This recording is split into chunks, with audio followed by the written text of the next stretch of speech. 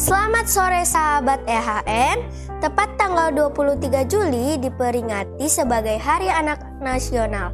Untuk itu EHM ingin melibatkan anak-anak, yaitu EHM Kids, untuk mengambil bagian dalam renungan buka Sabat bersama EHM selama bulan Juli. Saya Maria, sore ini akan membawakan renungan buka Sabat bersama EHM yang berjudul Iman Gadis Kecil. Ayat intinya terdapat di dalam 1 Korintus 1 ayat 27-29. Tetapi apa yang bodoh bagi dunia dipilih Allah untuk memalukan orang-orang yang berhikmat, dan apa yang lemah bagi dunia dipilih Allah untuk memalukan apa yang kuat dan apa yang tidak terpandang, dan yang hina bagi dunia dipilih Allah, bahkan apa yang tidak berarti dipilih Allah untuk meniadakan apa yang berarti, supaya jangan ada seorang manusia pun yang memegahkan diri di hadapan Allah. Kita bisa baca kisah ini di dalam 2 Raja-Raja 5 ayat 1-27. Diceritakan Naaman adalah seorang panglima Raja Aram, seorang terpandang, disayang tuannya, dan Tuhan memberikan banyak kemenangan dalam berperang dan disebut sebagai pahlawan tentara. Namun dia sakit kusta. Mungkin Naaman dalam segi materi, sosial hidup dalam kemewahan, tetapi orang tidak tahu betapa Naaman sedih dan menderita karena penyakitnya itu, sebab penyakitnya itu sangat memalukan dirinya. Naaman sangat ingin sekali penyakitnya bisa disembuhkan, tetapi tidak ada tabib di kerajaan Aram yang bisa menyembuhkannya. Pada suatu hari, orang Aram membawa tawanan seorang gadis dari Israel dan dijadikan pembantunya istri Naaman. Hari-hari gadis ini melayani di keluarganya dan menjadi pembantu setia nyonya Naaman. Gadis ini meskipun jadi pembantu, tetapi dia mempunyai karakter yang baik sehingga tuannya percaya kepadanya. Gadis ini mempunyai perhatian dan kepedulian terhadap persoalan dan kesusahan orang lain. Merasa sedih karena terpisah dari keluarga, merasa sendiri, namun dia punya kasih yang tulus tanpa pamrih, peka terhadap penderitaan orang lain. Oleh sebab itu, ketika ia melihat tuannya sedang sakit kusta dan menderita, maka ia memberanikan diri bersaksi bahwa Israel ada nabi Allah yang bisa menyembuhkannya. Sungguh ajaib. Namun begitu percaya dan taat terhadap apa yang dikatakannya, dan akhirnya Naaman berangkat ke Israel menemui Nabi Elisa. Naaman seorang berjiwa besar dan rendah hati. Dia tidak meremehkan, menghina, atau anggap sepele perkataan dari pembantunya. Namun sebaliknya dia percaya dan menaatinya. Gadis kecil ini dibawa. Tidak dijelaskan pula apakah orang tua gadis kecil ini juga diangkut sebagai budak dan tinggal bekerja dengan Naaman, ataupun sebaliknya. Yang pasti gadis ini dikatakan menjadi pelayan pada istri Naaman. Walaupun gadis kecil ini tinggal bukan di kampung halamannya di Israel, melainkan di negeri asing yaitu Aram, gadis ini memiliki keterkaitan yang sangat kuat dengan bangsanya sendiri. Ketika dia mengetahui Naaman yang sedang sakit, ingatannya hanyalah ada seorang nabi di Israel yang pasti bisa menyembuhkan Naaman. Rupanya gadis ini cukup dibekali dengan pengetahuan tentang Allah dan nabinya, sehingga walaupun dia berada di daerah di luar Israel, ingatannya hanya bersumber pada negerinya. Gadis kecil ini pun memiliki keberanian dan iman yang luar biasa. Dengan statusnya yang hanyalah seorang budak kecil, akan terjadi kemungkinan yang sangat besar bahwa Naaman tidak akan mempercayai ucapannya. Gadis ini pun tidak ragu dengan kemungkinan bahwa untuk kasus penyakit Naaman, kemungkinan Elisa, nabi di Israel yang dimaksud, akan tidak dapat menyembuhkannya. Pastinya pengobatan yang dilakukan Naaman ke Elisa di Israel bukanlah pengobatan pertama yang dilakukan.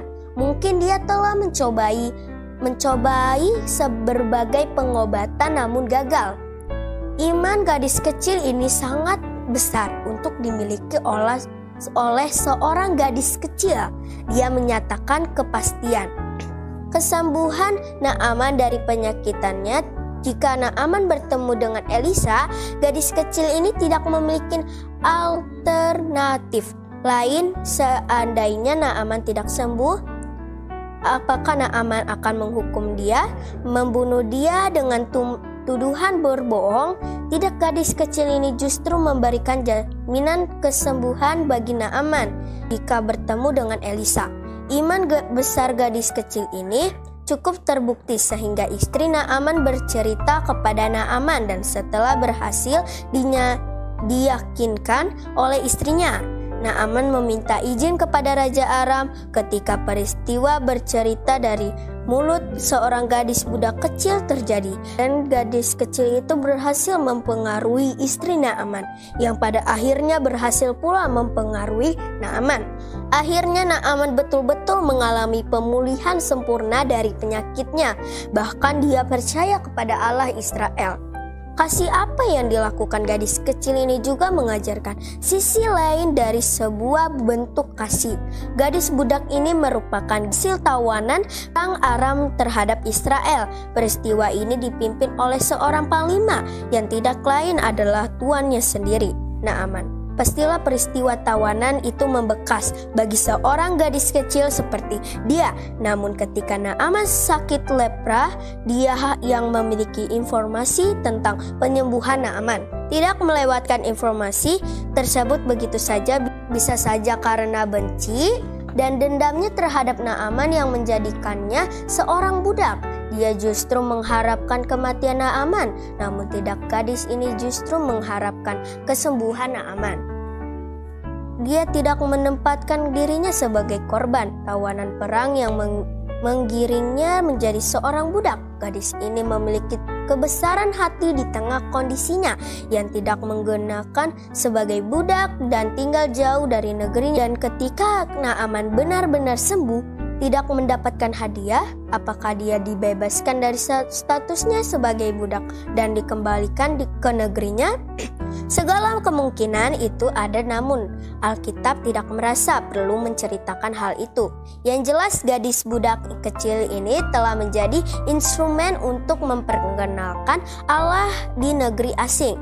Allah bekerja dengan cara yang kreatif, berpengaruh walaupun dia berada di tengah-tengah orang yang notabene adalah musuh bangsanya. Nama Atalia tidak terlalu familiar di telinga orang Kristen modern. Padahal dalam sejarah kerajaan Israel maupun Yehuda, dia adalah satu-satunya ratu yang pernah memerintah selain penyebutan namanya secara jelas. Berbeda dengan tokoh-tokoh yang dibahas di bagian sebelumnya. Peran yang dijalani Atalia dinyatakan juga secara jelas. Atalia adalah anak perempuan Omri, raja Israel. 2 Raja-Raja 8 ayat 25, 2 Tawarik 22 ayat 2. Sama-sama menerjemahkannya dengan cucu karena dalam 2 Tawarik 21 ayat 6, Atalia dikatakan sebagai anak Ahab. Dia juga adalah ratu yang memerintahkan di Yehuda selama kurang lebih 6 tahun. Pada pembukaan sabat ini, kita diingatkan kembali kesaksian seorang gadis pembantu rumah tangga akhirnya dapat menyembuhkan dan menyelamatkan seorang pejabat tinggi terpandang di negara penyembahan berhala. Saat ini Tuhan bisa memakai siapapun juga, meskipun dari kalangan orang sederhana, kecil, yang tidak sekalipun, untuk bisa menjadi berkat. Dalam cerita ini kita diajarkan sebagai anak kecil untuk memiliki iman yang kuat kepada Tuhan sehingga dapat membantu orang lain dan memperkenalkan Kristus dalam kehidupan kita sehari-hari. Karena itu marilah kita siap dipakai Tuhan memberitakan Injilnya. Amin. Mari kita berdoa. Tuhan Yesus, terima kasih banyak atas kasih karunia-Mu kepada kami. Pada pembukaan sabat ini kami diingatkan untuk dapat menjadi seperti gadis kecil dalam cerita Naaman yang dapat memperkenalkan-Mu kepada orang lain serta membantu orang lain memperkenalkan kuasa-Mu. Ajarkanlah kami untuk terus beriman dan memiliki kasih seperti-Mu. Bapa, dimanapun kami berada, di sekolah, di rumah, dan dimanapun kami berada, Yesus berkati agar sabat ini bisa menjadi berkat dan juga sahabat EHM yang mendengarkan firman ini. Ampuni segala dosa-dosa kami yang sengaja ataupun tidak sengaja, karena kami berdoa di dalam nama Yesus yang telah menjadi Tuhan dan Juru Selamat kami. Amin.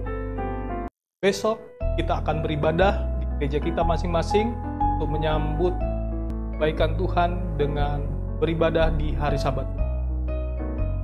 Saya tak lupa mengundang bagi saudara-saudara kami yang ingin bergabung untuk beribadah di hari Sabat. Kami tetap mengundang untuk hadir bersama-sama kami mengikuti ibadah Sabat di alamat Jalan Pemuda nomor 40 Depok. Ialah firman Tuhan dan pekabaran yang bisa kami sampaikan pada sore hari ini. Tuhan Yesus memberkati kita semua.